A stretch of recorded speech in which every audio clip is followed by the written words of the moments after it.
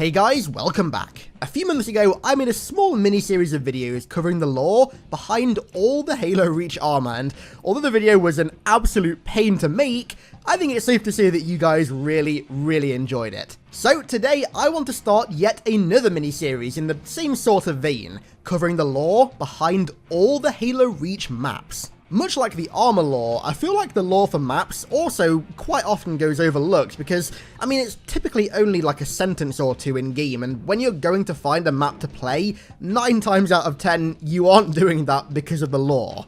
But today, that changes. Just like the armor series, this video took an absolutely immense amount of time to make, so please, if you find yourself at any point enjoying this video and you want to see a similar one covering the maps from like Halo 3 and Halo 2 and Combat Evolved, then please do not hesitate to leave a like, and also, if you're new or haven't yet, maybe sub to the channel. Alrighty, let's jump into this lore faster than Noble 6 jumped into his cave at the end of Reach. Definitely alive, by the way. The Ankari station was one of 18 service, repair, refueling, and refit stations in orbit of Reach during the war. All size and manner of ships could dock here to be serviced, from sabres and pelicans to even frigates and cruisers. In the later years of the Human Covenant War, Ankari was the site of production for many UNSC warships, a task that her and her crew were still undergoing when the Covenant arrived, as evidenced by the half-built frigates stored in the surrounding repair facilities. The inside of the station is exactly what you'd expect, a typical space warehouse littered with control panels, monitors, tools, and spare parts. Just like its cousins, Battle Creek and Beaver Creek, Battle Canyon is one of the many facilities that help build a Halo's translocation grid, which is used for easy teleportation across the ring. Just like the other two creeks, Battle Canyon is set in a small rocky canyon, with each Forerunner structure acting as a key component in ensuring the ring's teleportation grid is active at all times. However, unlike the other two, this canyon has one extra Forerunner service room that's hiding a dark secret. Boardwalk is a once serene civilian concourse, located high up in the now war-torn high-rises of New Alexandria. It once acted as a sky bridge, connecting two large structures together and providing access between the two over the large river below. Beside it is one of the Halo universe's many maglev trains, but given the state of New Alexandria at the time, I think it's safe to say that this train is out of commission. I'm sure the commuters will be over the moon. Boneyard is one of the UNSC's many industrial shipbreaking yards located on Reach. However, this one in particular is owned privately by Synovier Heavy Machinery, the developers of many of the UNSC's flagships, the Pillar of Autumn included. Seen by some as a mechanical graveyard, as the name implies, these facilities are where old decommissioned ships are brought to be broken down into parts and recycled, and in the surrounding vistas lay the carcasses of ships that met their fate here.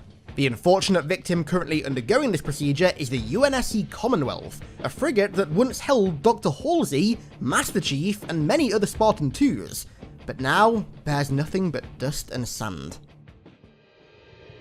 Breakneck takes place in one of New Mombassa's many docks known as Section 21, shortly after the Covenant's invasion of the city. On the other side of the bay, the ever-iconic New Mombasa skyline can be seen, and beyond that, the Uplift Nature Reserve. The dock itself is undergoing some sort of construction, with the superintendent watching over with its all-seeing eye. In the regions of the dock that are yet to be affected by either construction or plasma, billboard advertisements for Elon Musk's newest Tesla can be seen, the glorious Golden Hog. During the war on Reach, the Breakpoint facility was one of ONI's most important and highly classified locations. Located on the other side of the secret Forerunner ship to Halsey's lab, the facility is situated deep within the Bab Katha ice shelf, a fittingly secretive location. The environment of Breakpoint is very much a work in progress. Before the Covenant made those who worked here disappear, they were deep in study of this mysterious ship, which some claimed held the secrets to humanity's survival as a species. Monitors are still turned on, control panels still active, and pipes still connected, probing the ship for all its mysteries. We'll more than likely never find out what was on that ship, but what little has been teased is gonna fuel conspiracy theories for years to come. A fittingly named map, Condemned is set on Gamma Station, one of Reach's orbital communication platforms in its final hours before destruction. Many mistake the glowing orange orb out the window for a sun or a star, but what you're actually looking at is Reach in the final hours of the Covenant's glassing. As the station systems begin to fail and certain sections of the station become damaged beyond repair, those on board are forced to watch the final stragglers of humanity's defense be torn to pieces. All the while, Covenant cruisers finish their job, converting what was once humanity's fortress world into a molten, ashy rock.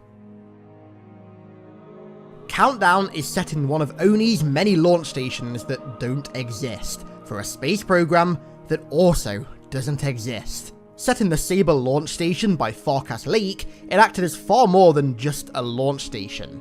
Here, Sabres were researched and housed, hence the large blast door and spacious atrium for takeoffs, and also large number of terminals and control panels scattered around the map. This facility would later be used in Operation Uppercut during Reach's fall, a highly contentious operation that was carried out by Noble Team that violated countless Oni NDAs and proved how desperate humanity had truly become. Forge World is one of the biggest, most vast, and yet still one of the most mysterious maps in Halo history. It's set on an unknown Halo ring, but if Fireteam Raven is to be taken as 100% canon in which Forge World features, then this Halo may very well be Alpha Halo. Scattered across this vast lake and cliffside are many locations of interest. There's a valley that resembles Alpha Halo's Blood Gulch and Delta Halo's Coagulation, an island with a land bridge connecting it to the mainland, a large pillar resembling Delta Halo's Ascension, a quarry above a large hangar, and last but most definitely not least, Noble Six's cave. I would get him to come out and prove that, he really did survive Reach, but, only regulations and all that. Several things are hidden in the backdrop too, a beam tower, the purpose of which we're still completely clueless, a distant shore on the horizon covered in more alpine trees, and a mountain with a very subtle resemblance to a skull. All in all, very mysterious. The High Noon facility is in fact a large observation platform for those who once worked here, maintaining the gargantuan portal outside, keeping them safe from the portal and also the raging storm. The area itself is actually a Forerunner generator complex which creates immense power to fuel the huge slipspace portal outside, connecting it to an unknown number of locations across the entire galaxy. Although abandoned some 100,000 years prior, even with the sands of time slowly consuming it, this facility and all those like it continue to function flawlessly, a true testament to the Forerunner's automation capabilities. Set high up in the ranges of the Highland Mountains on Reach, Highlands is actually one of the most important locations in UNSC history. The facility is a part of the UNSC's Military Wilderness Training Preserve, where the Spartan IIs often trained. Situated above the Bighorn River on the peak of one side of the Longhorn Valley, this facility is now long abandoned. The Spartan IIs that once trained here are now either dead or actively trying to prevent what's knocking on this facility's doorstep. As the first of actually two hydro plants, Penance is set in a Covenant Hydro Processing Center on Buwan, the primary moon of the Grunt homeworld Balaho. The power that's generated from the water flow in this plant was once used to power and also refuel Covenant capital ships. Following the Great Schism, it was abandoned by its workers, but nevertheless, the automated subsystems ensured that the gears would keep on spinning for years to come. And then there's Powerhouse, or as it's called by the locals, and I apologise for this pronunciation, Utkozet Hydroelectric Power Plant. This plant provides clean hydroelectric power to local villages and settlements. Constructed in 2507, the plant is the only source of power in the Vieri territory of Reach. Although eventually it and the entire region would be overrun by the Covenant, the locals had this facility to thank for almost half a century's worth of power. Power that helped them smuggle weapons and resist the UNSC to their heart's content. Taking architectural inspiration from a familiar high-rise tower in New Mombasa, Reflection is set on the top floor of Synovier Heavy Machinery's tower in New Alexandria. opting for a far more flashy design. Much of the interior decoration takes heavy inspiration from modern Chinese architecture, and before the Covenant's invasion of the city was likely a hub of business activity. After the invasion, however, it fell under new management. I hear the new owners are real buggers. Ridgeline, although mostly foreigner in nature, was once acting as a UNSC camp. Set on and during the war on Alpha Halo, a platoon of the UNSC's finest once set up camp here, overlooking a massive foreigner relay complex that was likely used in communications between Sentinels and facilities across the ring. These foreigner structures are shrouded in so much mystery, and much like the rest of their structures, we can only really theorize about their use case. What we can be sure of, however, is the fate of the Marines who stopped here.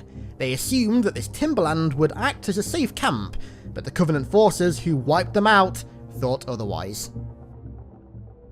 Although rather peaceful at a first glance, the secrets of Solitary paint a truly terrifying picture.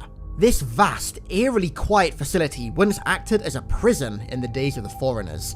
It served as one of 14 large detainment facilities, placed high up at the peak of a constantly rotating spire in an icy tundra. However, the blistering cold had managed to work its way inside this prison, an act only made possible by a jailbreak of the largest proportion. Whatever large, devilish person or creature that was once detained here by the Foreigners had somehow managed to use its terrifying power to brute force its way out of this highly secure location. What could possibly do such a thing while making such a large exit hole and being able to survive the icy blizzard? What were the Foreigners keeping here? And where is it now? The spire, notorious for invasion, is in fact one of the many spires used by the Covenant during large-scale invasions. These towers act sort of like forward operating bases, allowing large groups of units to teleport into the battle from a carrier ship, and projecting a strong, EMP-capable defensive shield to protect those within. As George and Noble 6 learned the hard way, the only way to destroy one of these suckers is to get inside and deactivate the shield from the inside. Not even a Mac round can penetrate it, so the Covenant really knew what they were doing when they made these. Another one of Oni's many facilities on Reach, Sword Base was the tip of the iceberg of secrets hidden beneath the surface of the ice shelf it was built upon. Prior to its initial invasion by the Covenant, this grand, majestic building was the hidey hole of many Oni spooks. Very in fitting with their elitist governmental attitudes, the lobby was adorned with 2 pieces of Covenant technology, recovered during Operation Guardian Lance, a UNSC mission that took place on Jericho 7 12 years prior to the fall of Reach. Despite Noble Team's successful defense of the facility against the initial Covenant invasion, the Covenant were tunnel-visioned on this base for reasons only made clear to Noble in the final hour, and they eventually mounted a second invasion force, one that would this time achieve victory in a very convincing, demoralizing fashion. Tempest is quite possibly the most mysterious map in Reach. Set on an unknown Halo installation, this facility acted as part of the Halo's weather control system.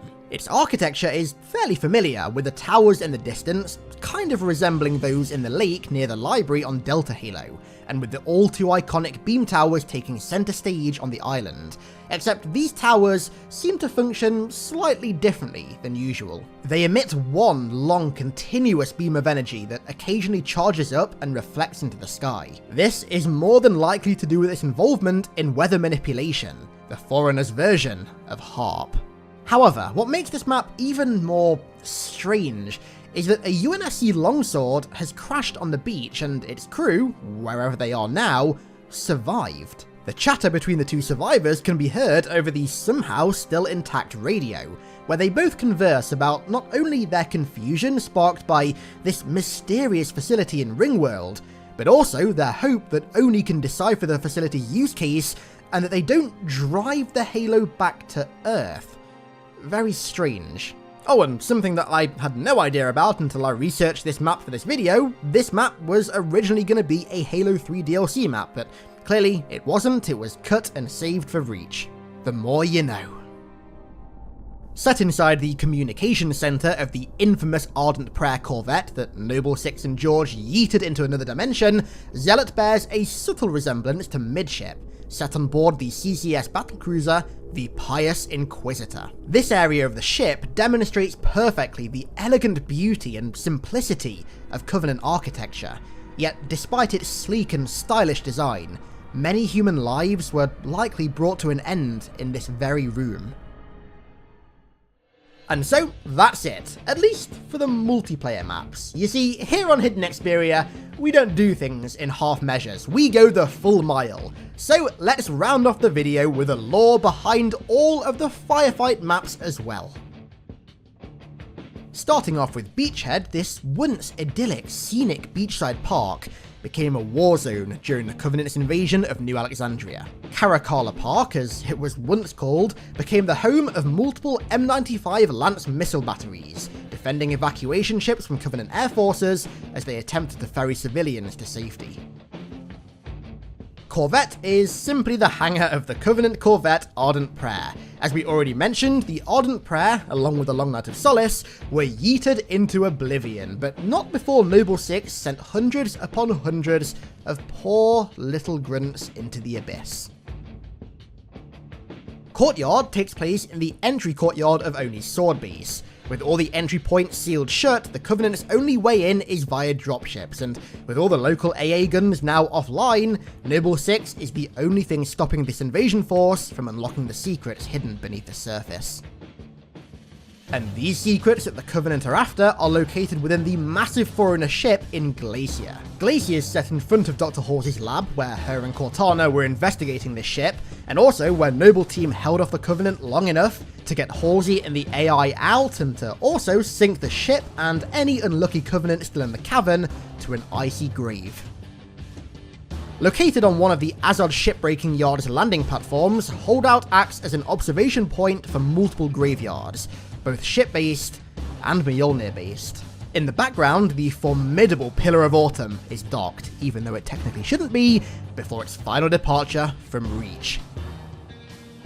As the name and incredibly familiar map design implies, Installation 04 is based on one of the beam towers by the cliffside on Installation 04. Similar to the original incarnation of the area, some ODSTs have taken refuge in the tower and are ready to defend it with you. The underground tunnel section, however, is now shut off, and a familiar light bulb can be seen floating behind the glass. I wonder, why did he close the doors, and what could he be hiding down there? Set on the long road to Sword Base, Outpost is situated in a Covenant anti-aircraft emplacement. The two massive Tyrant AA cannons remain inactive, but the surrounding area, once a vista of cold white ice, is now a much more ominous glow of orange, with the Covenant's glassing of the area melting part of the ice shelf. If there was ever a map to symbolize humanity's defeat, this would be it. With Outpost resembling the end of humanity's war on Reach, Overlook resembles the beginning. Set in one of the many Kiva farms in Visegrad, this small, once quiet homestead became the site of Noble Team's first encounter with the Covenant on Reach. It does make me wonder though, when the Covenant came here for the first time, did they ever think about bringing choppers to help plough the fields? No? Just me wondering that? Okay. Set in a rather unique location, Unearthed is the site of one of BXR Mining Corporation's titanium mines in the Vieri region of Reach. In the distance, large shards of the precious metal can be seen protruding out of the ground, and the facility itself sports an incredibly industrial look, rather reminiscent of modern-day mines, in fact. Perhaps the Covenant chose to invade here not due to it holding any logistical or tactical advantage, but rather to get an insight into our history. And finally, we have a rather simple yet humble area that was originally used for nefarious purposes. Waterfront. Located on the other side of the gorge to Powerhouse, Waterfront is a pumping station that was later used as part of a contraband smuggling route by insurrectionists and locals. Now, these rebels and their former enemies join forces to take on a power that threatens them both. Military officials will, for once, actually be thankful for the Inni's bountiful stockpile of weaponry and ammunition. And so, that's it. The lore behind every single map, multiplayer and firefight in Halo Reach. If you enjoyed, then please, like I said at the start, don't hesitate to leave a like and sub if you're new, and, you know, also maybe check out my merch and also my exclusive Audible link if you want to get a free Halo audiobook. If you made it this far through the video, then, well, firstly, thank you, and secondly, don't forget to leave your favourite piece of map lore down below in the comments. Personally, mine has to be solitary. Like, anything that's mysterious and foreigner related like that just captures me instantly. I can't help but theorize what strange creature with that immense terrifying power was able to break out of the facility, and more so, what happened to the creature and where is it now?